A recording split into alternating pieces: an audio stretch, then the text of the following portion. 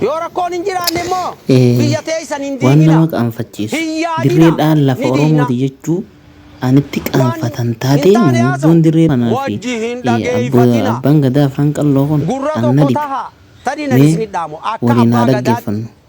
Arra afran qalloo akka Oromiyaatti akka gadaatti bulchaa jirra. Akka Oromiyaatti mi akka Itoophiyaatti bulchaa jirra. Akka Itoophiyaatti mi akka Afrikaatti Afrikaadhaaf eebisaa jirraa jechu galma tokkummaa Afrikaatti. Hinaafaan ammoo du'a malee dawaa hin qabdu gurra isin calawu. Hinaafaan Abbaa gadaa hinaafaan hinaafaan hin qabdu du'a malee kanaafuu warri nu dheegaysan ijoolleen teenya qabnuu fi lafti Oromiyaa tan yeroo hunda sossobamtee Oromoon gaggeessitoonni Oromoo kennaa turan sossobamanii haga irratti nadaamaa nutti hambisanii booyaa jiru. Zabana sanaa leetee kaasee arrallee Somaaleen heera isee isaanii bakka itti kabajattu dhabde. Maaliif abbaa gadaa ija siyaasaatiin hin laalleessi waan kana? Dirreedhaan ammallee kaartaa naannoo Somaalee jala jira. Waan nama ajaa'ibsiisu. Kanas mee dhaggeeffadha. Wanni guyyaa irraa asii walitti qabamnee abbootiin haasawaa jirru waan dhiyeenya kana biyya tana keessatti uumame waan haarayaa miti waanuma dur jiru akka haarayaatti durillee ni jira zabana san olola inumarra wayyaa zabana san Somaaleen isin arra nuti obboleeyyan kiyya jettan achitti siidaa isaaniin dhaabbatan isin ammallee yoo dirree dhawaan Somaalee jala galte isinii jechuu namni itti gaafatu haa waliin dhaggeeffannu ammallee. Biyya tana eenyu bulcha? Haramaa eenyu bulcha? Bulcha Haramaati bulchaami? Biyya tana eenyu bulcha? Federaalaa bulcha. Federaalli waan gakkannuun bitituun bulti. Wanni kana fide kajeellaa namuu gara lamaan jirtu.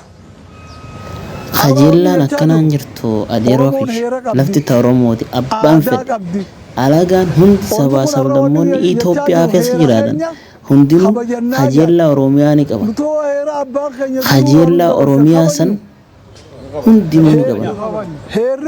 Laakiin lafti ta'a Oromooti dhimma isin qofa laalchisuu miti Oromoota hunda hayyoota Oromoo beekaa Oromoo fi wallaalaa Oromollee ni laallata.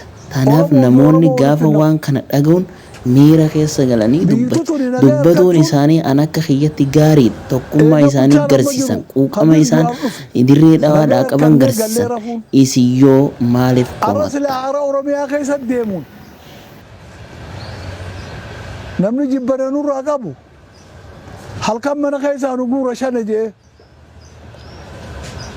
wanni nurraatti hafte bulchaa gaarii hirkachuu keenya.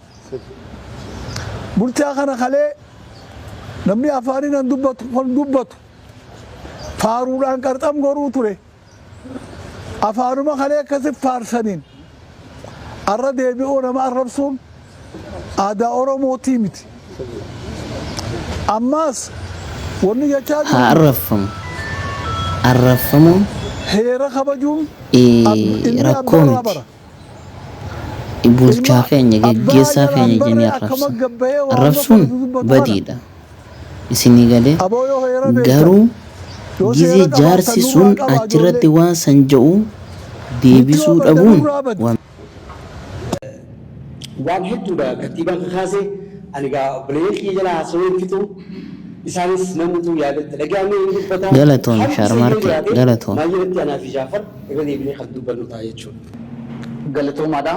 Duraan duratti dirree miidiyaa gurup dhimma kanaaf dhimmi kun ilaalchisa jettanii bifa kanaan kaleessaas walitti qabamuudhaan kantiibaa keenya akka hooggansa mootummaattis akka nama dirree dhawaattis dhimma guyyoota lamaan kana hafarfamu jiru kana maaltu maalte dhiiroo waan nuti hin beekne jira jechuudhaan kabajamoo kantiibaa maal isiniin jedhuuba hundaa'uu gaafii gaafanneef deebisaa gahaan wahannaniiti. Deebisaa sayyoo maal argattan? Warroottan biraa tasgabbeessun.